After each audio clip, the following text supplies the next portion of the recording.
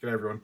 So based on a lot of messages and requests, I'm going to do a bit of a review of some of the content from the recently released Erin Patterson interview with police. I'm going to share some snippets and put in here just with my feedback on some of the things that I see. And as always, love to hear your feedback or let me know any other points that you want to discuss coming out of this. Because it's about a 20-minute video, we'll skim over and just share some different points, some different elements for you. So I'll press play and we'll talk about a couple of initial items here. This is a DVD recorded interview between Detective Leading Senior Constable Stephen Eppingstall and Erin Patterson of 84 Gibson Street, Leongatha, conducted at the Wonthaggi Police Station on Saturday the 5th of August 2023. So some of the things we look for originally, just seeing as part of with the communication, how she's holding herself from a posture point of view, with things like power zone gaps in, and how she's holding things with her chin as well, because there may be some elements that may cause her to withdraw and shrink, so we'll look for deviations there. We also look for things like with her mouth, is she, what's her sort of standard position there, because we'll look to see if there's more lip compression, lip withdrawal. And one of the other things you'll see multiple times throughout different parts of every time Erin's been interviewed, spikes with blink rate, because we spike our blink rate when it comes to elements of discomfort. So let's talk about some of those baseline elements there. They're speaking to Erin here about and getting her mobile number, email address. So we'll press play here so you got a little bit of this. 30. Look for blink rate. @gmail.com.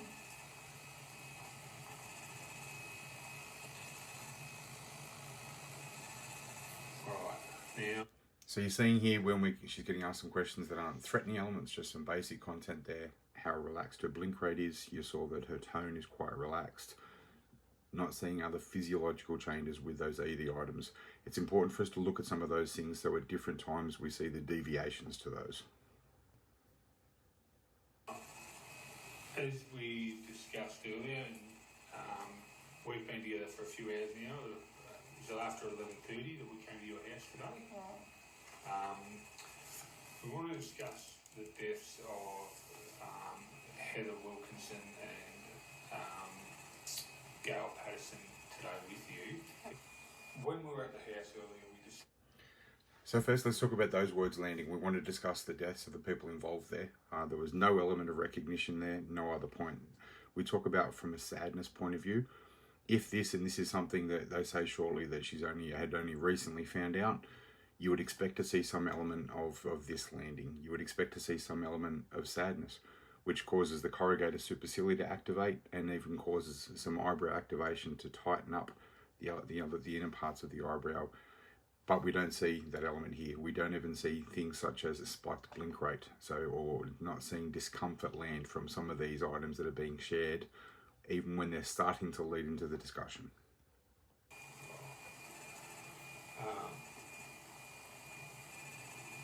Following eating at your house, Donald, Ian, Gail and Heather all become so ill that they ultimately ended up in the intensive care unit at both the Dandenong Hospital and moved to the Austin Hospital. Right. So we mentioned blink rate. There's part of what we're talking about. Following eating at your house, and then those items causes some discomfort. You can see there straight away, blink rate spikes immediately. We'll see how this continues to evolve. Right. Following that, they had a deterioration in their condition, and that they become so ill that their livers have failed. Right. Donald underwent transplant last night. Okay, and his condition is still extremely critical as of last. So we saw from that part as well, talking about some of the elements with deterioration and the condition occurring, and you saw nothing land there. No discomfort, no sadness, none of the responses we would naturally see if, according to Erin's other words, they were some of the nicest people that she's ever met and that have been so good to her. So you understand why we're interviewing you today? Yep, I do. But I'm sure you understand too that, like, I've never been in a situation like this before, and I've been very, very helpful with the health department through the week because I wanted to help that side of things as much as possible, because I do want to know what happened. Yeah. So I've given them as much information as they've asked for and offered up all the food and... Lots going on there that we need to talk about. So first, let's talk about a couple of things there. Starting with, I'm sure you understand. So she's trying to connect with them and that as well, and part of that influence. Truth tellers convey, liars convince. You saw her eye contact change there and giving a bit of additional eye contact at the same time. The other things from the word that she said as well, I've been very, very helpful trying to talk and show her from convincing about her support. Our brains know what they know. She has leaked some other items in there as well. Aside from being very, very helpful, why? Because I want to help with that side of things. She even pronounces that and says, because there might be some elements and there might be some parts she wants to appear as being helpful. And I want to be helpful overall. I want to help with that side of things. The next thing is because I do want to know what happens. Well, of course, logically, everybody would think if this is somebody that's close to you or family member or somebody close to your family unit, you would want to know. So specifically in this free speak, I do want to know, as in comparing to why wouldn't I want to know, or from a negative point of view, starting from a defensive position already. The other thing is the words, the limiting words there. The words that she says as well is, I've given them as much information as they've asked for. Not that I've told them everything I know. We need to listen to the words that people say when there's the change in tone, inflection, speaking cadence. So I do want to know what happened, because I want to help with that side of things. She's shown with some of the words where she has placed emphasis, and also with some of the words where she's been limited in what she's saying that she will share. The other thing you notice with some of these things compared to earlier elements as well is during part of this time she gets into word clustering. This often occurs when people practice what they're going to say. They get into a bit of rehearsed speech, and then they'll speak how they read when they're reading notes off their phone, or different things from a clustering point of view. So you see a couple of these things come specifically in that section. It also takes me back to a very early piece when Erin Patterson was first interviewed by Sam from Current Affair. When she first got out of the car, one of the first things that we saw, and they asked her questions, and when she said, what I can say is, and even that saying about the fact, this is what I can say because I'm only going to share limited information. I can't tell you everything. What I can say is this. Same here. I want to help with that side of things. I've given them as much as they've asked for, not everything I know. So we look for the change in verbal and non-verbal elements here, and that's why there's been some pretty strong elements we've seen already. All right, on what we saw at your address in Leongatha, we didn't see a lot of food from Asian grocers or Indian grocers. Blink. Those kind of stores. To look in my fridge, I've got a lot of Asian cooking stuff in my fridge. Yeah. Okay. Another important part they're talking about, we didn't see a lot of elements there about the Asian cooking, and this is obviously something she's given some more thought about. First, when they raised that, you saw the multiple double blinks and blink spike again that we get with discomfort.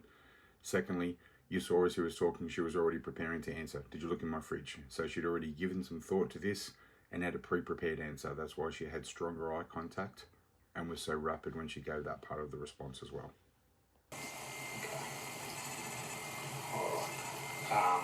Are we likely to find more of that kind of stuff in your Mount Waverley address, do you think? Or Big pause, cognitive load. No, because I did a big clean out of the pantry and fridge the last time that I was there because I want to sell that place. Okay. All right. Okay, so we had another part there as well. When they asked a question about with the other house, you saw that there was a pause there. Cognitive load.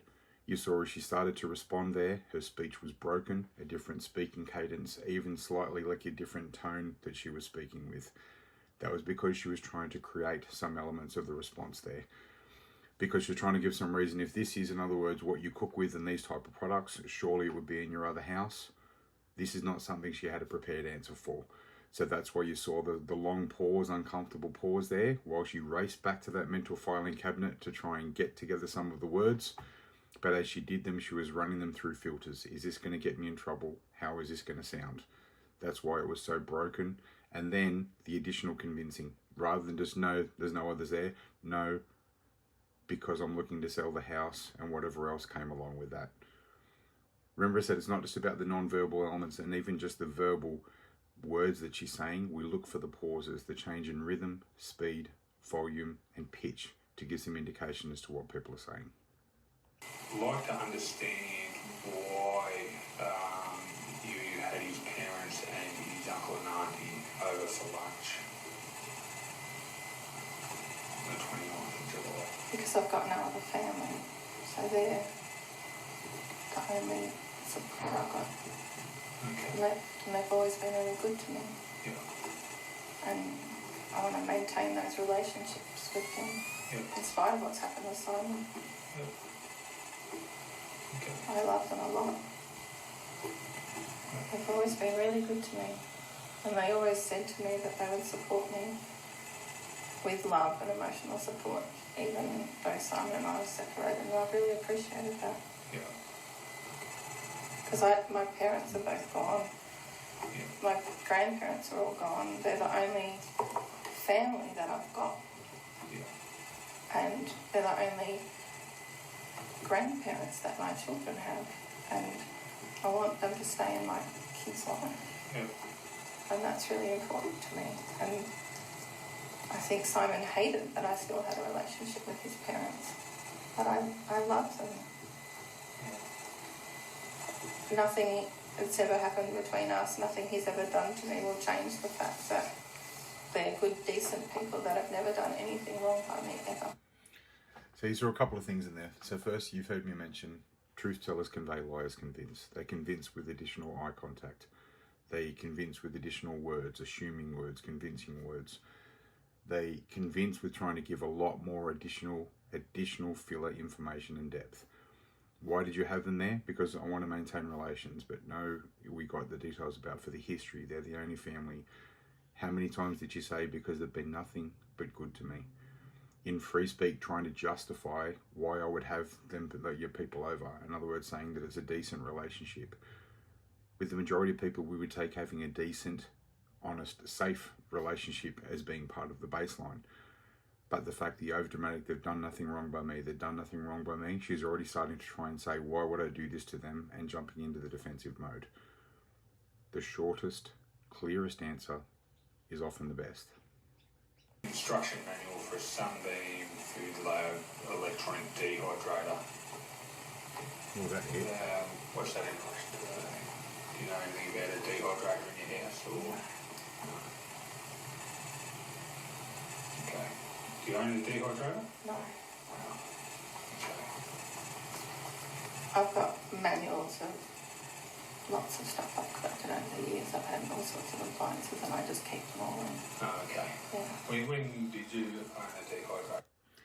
So let's talk about that for a little bit. First, we saw once again, obviously, the blink rate go through the roof with the bit about the dehydrator, where she then said, no, I didn't own. Truth tellers convey, liars convince. Then, I've just got manuals for lots of things that I've collected over that time. The other thing I want you to notice, though, about is the vocal tone, but also breathlessness while she's communicating. When we're relaxed and comfortable, we'll breathe through the diaphragm. When we have high-level stress, our breathing location will come up into our chest. That aside from making it shorter and sharper breathing at times, places more pressure on our vocal cords. At the same time as we get cortisol released due to stress, will give us a bit of dry mouth. The combination of the dry mouth, raised breath area and pressure there means we get that drier, croaky, breathless type voice, which is exactly what you saw that went out with Erin. As we know, the dehydrator being more of an issue that came out of that. Changes in the verbal elements there and with the spike blink rate indicate some of the discomfort around that. I don't know, I might have had one years ago. Okay. What did you use that for? Like when I first got the Thermomix, I got really excited about like making everything from scratch, Oh, you know, okay. and Yeah. I did a lot of, you know, like everything from scratch ingredients, and I did a lot of that, so I could have had something like that. Okay. But, Kitchen bench located against the wall. So I call this a like factor. I mentioned this a couple of my other videos. You see that she hasn't used the word like throughout, and as soon as we start getting ambiguous here, when asked about, well, did you ever have a dehydrator? Oh, when I had the Thermomix, like I'd start doing stuff from scratch, like additional filler words. Other things that happen when we are under stress for some of the questions that we're getting asked, we start to see these things start to creep in more.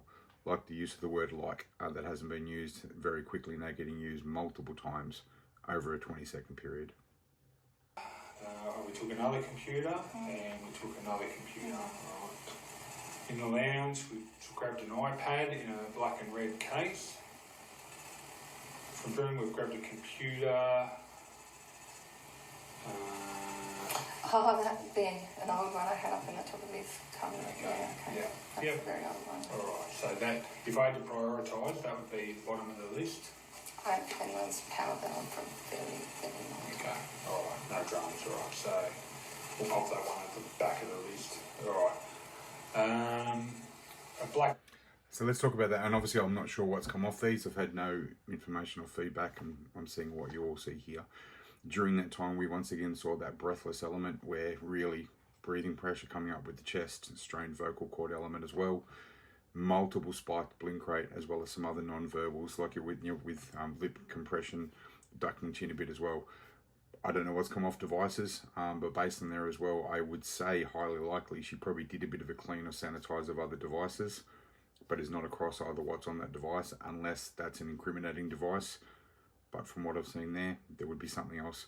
I would be placing some additional attention or focus on the device based on what we've seen there. Nothing else with the first pass over with this, so I thought I'd share this based on the messages I got across the different platforms. I'm sure there's going to be a lot more coming out of some of these discussions. I look forward to having some conversations with you guys in the comments for these sort of things as well. Stay safe and well.